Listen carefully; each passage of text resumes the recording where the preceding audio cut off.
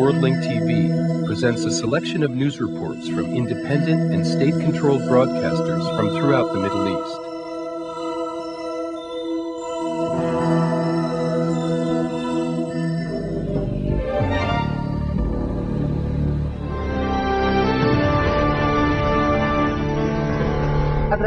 Welcome to the news of the hour from Abu Dhabi Television.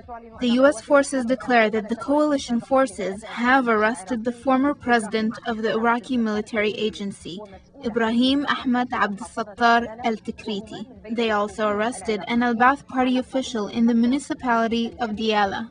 Both of these people were on the U.S. list of the 55 most wanted Iraqis. The U.S. head of government in Iraq, Paul Bremer, during his first press conference in Baghdad, announced that they will abolish the Al-Ba'ath Party in Iraq. The U.S. Secretary of State said in Bulgaria that his country is willing to discuss lifting the international sanctions imposed on Iraq. Thousands of Palestinians in the West Bank and Gaza commemorate the 55th anniversary of Al-Nakba, or the catastrophe, caused by the establishment of Israel. Meanwhile, rallies took place in all the Palestinian cities denouncing Israel's aggressive policies and their unwillingness to make peace. Now, to our correspondent in Ramallah, Majid Saeed. Palestine's 55-year-old catastrophe continues to be ingrained in the people's memories. Israeli tanks, airplanes, and massacres have not wiped out their hopes of return. Meanwhile, Israel continues to experiment with the most advanced American weapons on the Palestinians in the refugee camps, further oppressing millions of refugees and taking away the rights of the Palestinians.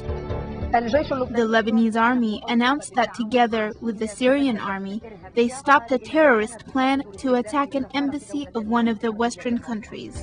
This is the end of the news in brief. Israel's Minister of Internal Security, Say Hanik Bey, declared that soon Israel will allow the Jews to pray in the Al Aqsa Mosque courtyard, ignoring the Palestinian rejection to this announcement, which received angry rejections by Palestinians who are urging Israel not to take the step, taking into consideration the grave consequences of such an action and the impact it will have on the entire region. Ariel Sharon's extremist right-wing government is far away from complying with any agreement that demands that they sit at the negotiating table that may lead to an independent Palestinian state. Israel continues to escalate their aggression in an effort to ruin the current peace efforts and the roadmap. This time, Israel turned towards Jerusalem and the Holy Mosque. This is our mosque. Who said it was theirs? On what basis do they want to enter it? Their presence here is unjustified. This will lead to a new massacre for sure. This can't happen because the mosque is ours and not Israel's. This mosque is for us, the Muslims. We are not allowed into Jewish temples, right? So this means we should not allow them either. Israel's Minister of Internal Security, Say Hanik Bey, while at the Knesset podium, demanded that the Jews be permitted to enter the holy grounds of the Al Aqsa Mosque under the pretext of tourism, an action which resulted in an Al Aqsa Intifada, or resistance, 2.5 years ago. This means that Israel plans to escalate the situation, especially since the Israeli minister used a threatening tone of voice, saying that the Palestinian Ministry of Islamic Affairs must cooperate with Israel to open the mosque doors for Jewish visitors, or the Israeli government will force them open. They are making demands on something that does not belong to them to begin with. They don't have the right to it or to intervene in its affairs. Yes, these statements are dangerous, and the Israeli government, or whomever is responsible for such comments, will bear the consequences of it. The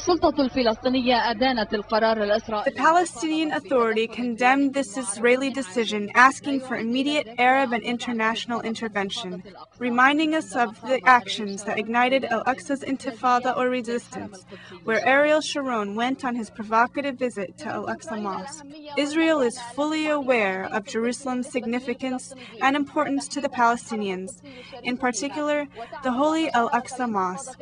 They also know that the Intifada was ignited in Jerusalem and the Holy Al Aqsa Mosque after Ariel Sharon's provocative visit to it. Israel also knows that they will ignite a new Intifada from the same place, Jerusalem, but this time it will have a greater negative impact.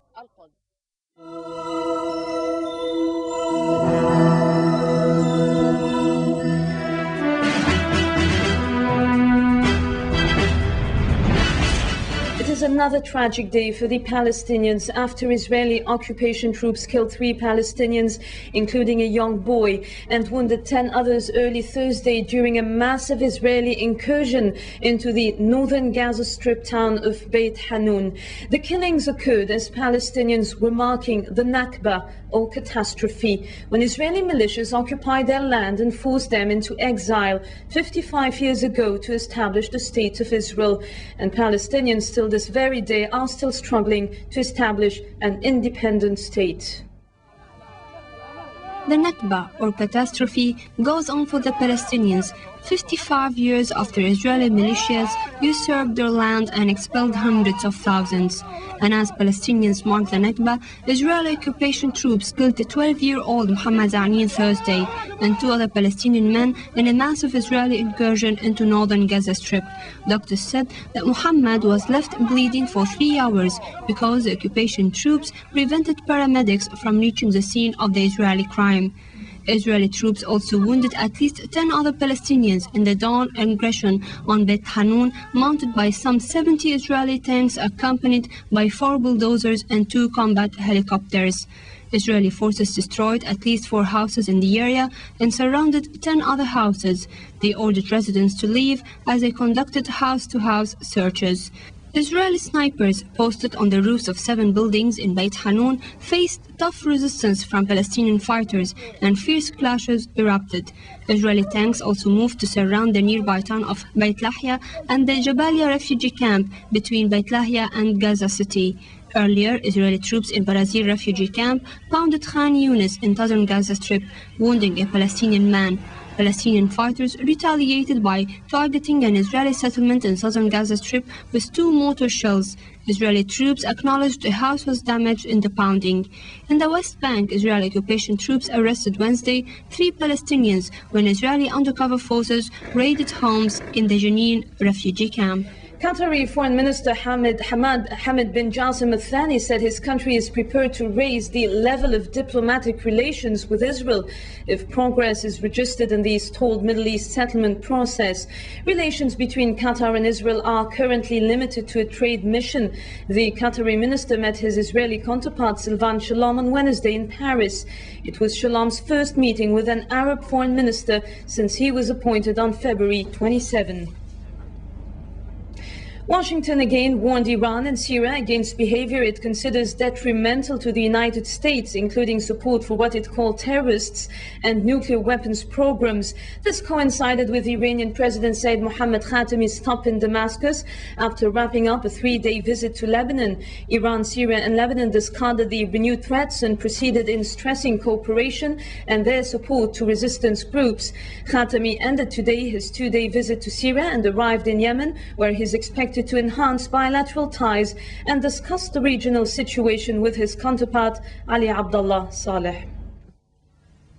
Lebanese, Syrian and Iranian unity and cooperation amid ongoing U.S. threats against the 3 nations further irritated Washington, which is banking on the strategic changes in the Middle East after its war against Iraq to pressure these countries into aligning themselves with U.S. interests, including the crackdown on resistance groups. But the visit of Iranian President Said Mohammad Khatami to both Lebanon and Syria made it clear that the 3 countries are not willing to back down.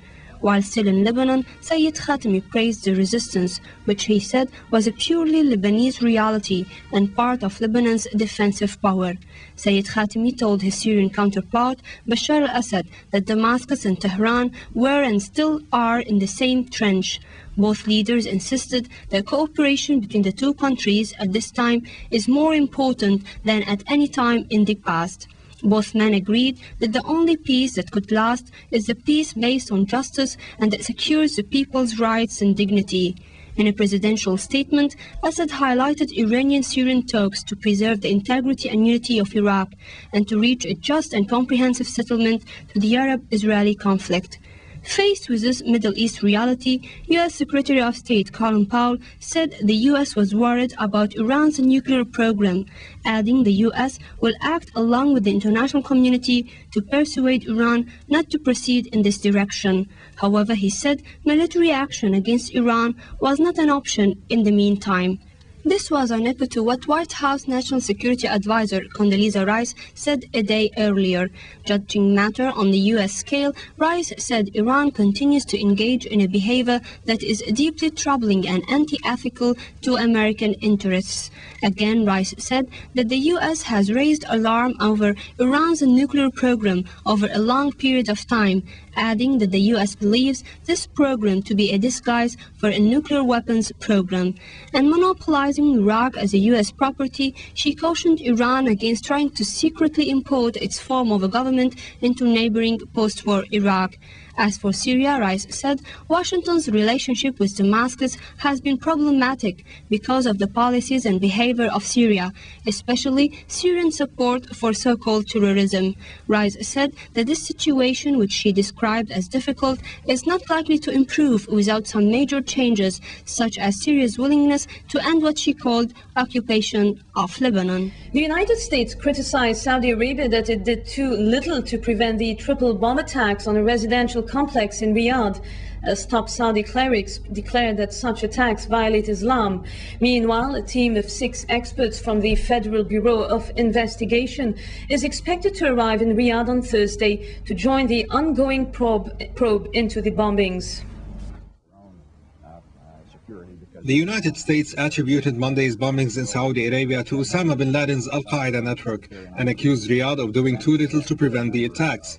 Washington chided Riyadh over the bombings of expatriate compounds, warning that the kingdom must deal with what it called terrorists within its borders. I obviously would have preferred a quicker response to our requests for additional security of these compounds.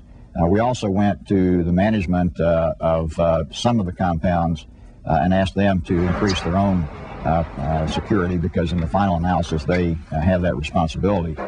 Saudi Foreign Minister Saud al-Faisal said that 15 Saudis did what they did in the attacks in the United States and 15 Saudis did the attack in Saudi Arabia. Al-Faisal denied that the bombings would negatively impact U.S.-Saudi ties. Meanwhile, Saudi ambassador to the United States Bandar bin Sultan said in an interview with NBC that those who helped plan the attacks will be brought to justice, and denied that his country was not doing enough to prevent such attacks. The Saudi ambassador's words brought back to memory the failure of the U.S. security forces to prevent the September 11 attacks back in 2001, despite the warning presented by the FBI and the Israeli intelligence Mossad. The problem with fighting terrorism, Tom, is that success, nobody hears about it. Failure or an incident that you cannot stop becomes news. We have been working like hell from 9/11 until today, and particularly in the last few weeks, we captured some, we arrested some were killed in exchange of fire. However, there is no 100% guarantee against determined evil people. You do not defeat evil people by signing a piece of paper. On the other hand, a Democratic presidential candidate, Senator Bob Graham, said that the attacks might have been prevented if the Bush administration had focused its energy on Al-Qaeda over the past year instead of going to war against Iraq.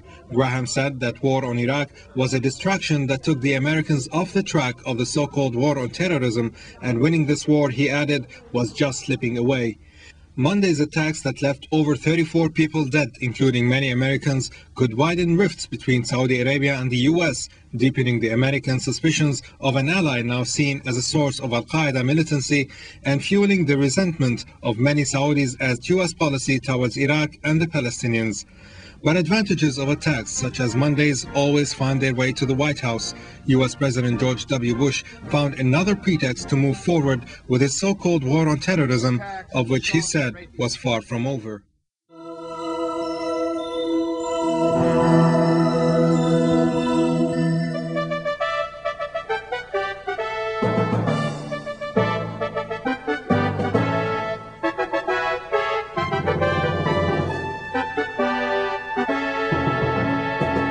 In Germany, U.S. Secretary of State Colin Powell said on Thursday that the United States still aims to have international sanctions against Iraq lifted and wants to obtain unanimous UN support to achieve the goal.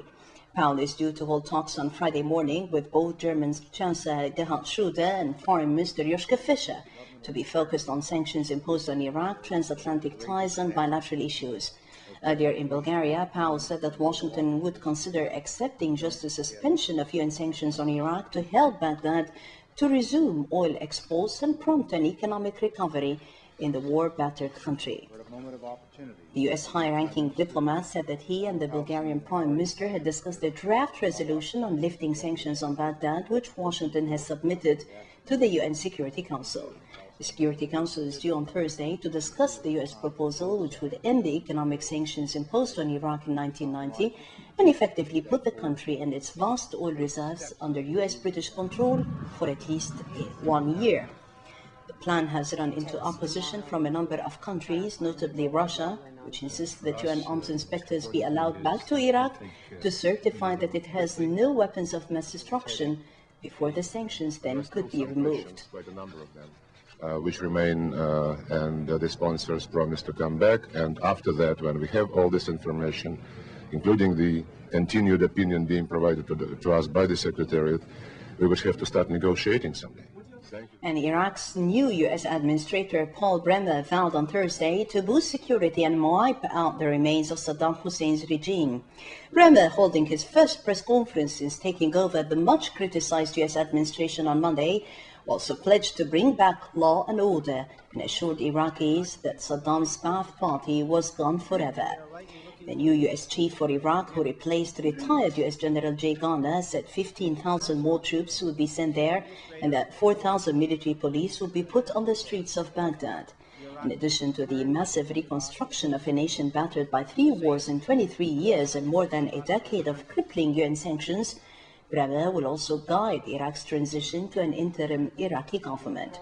The Iraqi capital, Baghdad, has descended into lawlessness and chaos since Saddam's ouster on April the 9th. U.S. forces has captured another Iraqi on the 55 most wanted list in an overnight raid near Tikrit. The announcement was made on Thursday by Major Michael Silverman from the 1st Brigade of the Army's 4th Infantry Division. Silverman would not identify the man, but local residents had named him as Abdel Baqi Al-Karim Abdullah, a local Ba'ath Party leader who is one of the 5 of diamonds in the U.S. pack of cards of the wanted Iraqis.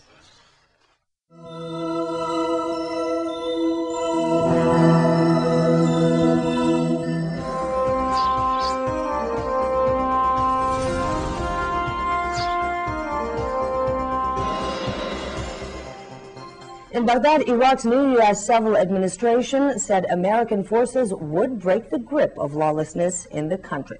More in this report. At his first press conference since being appointed as the U.S. civilian ruler of Iraq, Paul Bremer downplayed the state of lawlessness in the country. He called the looting and chaos that have gripped Baghdad as a serious problem. First of all, this is not a country in anarchy. People are going about their business. They are going about their lives. Saddam Hussein was in power for 20 years. His instruments and means of brutality and repression run deep into society and throughout it. We have an obligation to the Iraqi people now to build the new Iraq without those instruments. But Bremer's assessment was in sharp contrast with the reality on the ground as Iraqis complain of lack of security and accuse U.S. soldiers of not doing enough to stop looters and criminals. Several thousand Iraqis took this message to the Palestine Hotel in Baghdad, where U.S. troops are stationed, calling for an Iraq free of foreign rule. The demonstrators demanded workers' rights, payment of salaries, heightened security, and proper policing of the streets. Bremer said he would hold a meeting tomorrow with Iraqi leaders to discuss the establishment of an Iraqi interim government. But many Iraqis see U.S. promises as an interference in their internal affairs. As one protester put it, Iraqis want to see an elected government, even if it is an Islamic one, as long as it is chosen by the people and not imposed by foreign troops. In the south, British troops have formally handed over control of the first Iraqi town to a civilian authority since the U.S. and British invasion of Iraq. The rule of Qasr was handed over to a council of 12 Iraqis, though not elected by the 45,000 population, who will govern the town next to Iraq's only deep water port. The head of the council outlined its policy. The priority of the town council, as you know and as all know, that is the security and jobs for employees. Then food distribution and the organization of the next election on next Thursday. With life crawling back to normal in Baghdad, residents with electricity will enjoy watching few hours of television broadcast. A luxury in time of occupation, but a crucial tool of propaganda for the invading U.S. forces. Iraqis will see their flag on their screens, hear the national anthem, and watch a 3-minute address from Jay Garner, the number 2 in the U.S. civilian administration. But what they will not hear is the struggle behind the cameras as Iraqi staff complain of American censorship, including attempts to stop it airing passages from the Holy Quran. On Tuesday, the station aired documentaries, a canned interview with a top Iraqi oil official, and a package of sound bites from Iraqis queuing up at a hospital. But the station was forced to cut one section in which a patient accused U.S. soldiers of stealing gasoline. Long-fed Saddam propaganda, Iraqi intellectuals fear that the limit of freedom in the new era will end where U.S. interests begin.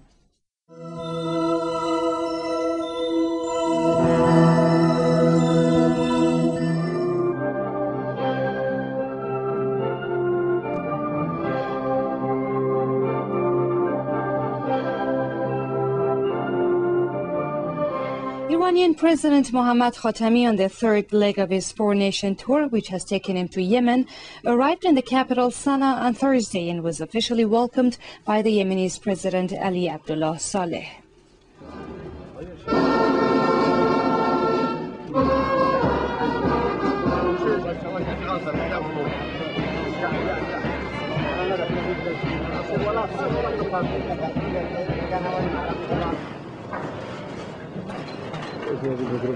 In talks with Yemen's head of state, President Khatami cited his objective in making tours of a number of regional countries lies within the framework of reaching a solution to threats encompassing the region. The Iranian president also pointed out that Iran and Yemen, which enjoy common interests, aim to bring peace and stability to the region. Assessing Tehran-Sana'a ties as highly desirable, the Iranian president hoped grounds would be prepared for the two sides to boost economic relations. Yemen's president, in turn, emphasized that U.S. military attack on Iraq has brought tension to the region. Iranian Prime Minister Kamal Kharazi refreshes Iran's respect for the Iraqi nation's right of self-determination. In a meeting with the European Union's Foreign Policy Chief Javier Solana in Damascus, Syria on Thursday, the Iranian top diplomat emphasized that the Israeli Zionist regime always turns a blind eye to the legitimate rights of the Palestinians, as well as policies practiced by the Israeli Zionist regime which breach international norms and principles. Commenting on the issue of Iraq, the Iranian Foreign Minister pinpointed the need for UN's pivotal role in Iraq and preservation of Iraq's sovereignty. Mr. Kharazi went on to say Iran, as a neighboring state of Iraq, is ready to offer cooperation with the popular-based government in that country. The EU Foreign Policy Chief, for his part, reiterated the European Union is closely watching recent developments in Iraq and that it calls for a more active role by the UN concerning the future of Iraq. Hundreds of Iraqis in a demonstration in Baghdad on Thursday called for the establishment of an Islamic rule in Iraq. The ralliers carried placards bearing sentences in condemnation of U.S. plots to install a laic rule in Iraq. The U.S. Central Command announced on Thursday that a U.S. Marine was killed in a blast in the area of Hela in Iraq while he was displacing ammunitions. In Madrid, the Organization of Movement for Peace and Disarmament on Thursday declared that the Iraqi nation's dissatisfaction over the presence of alien forces in their homeland is on the rise. The organization also described the current circumstances in Iraq as critical and inhumane. The United Nations Children's Fund on Thursday warned that malnutrition is posing a serious threat to the lives of some 300,000 Iraqi children.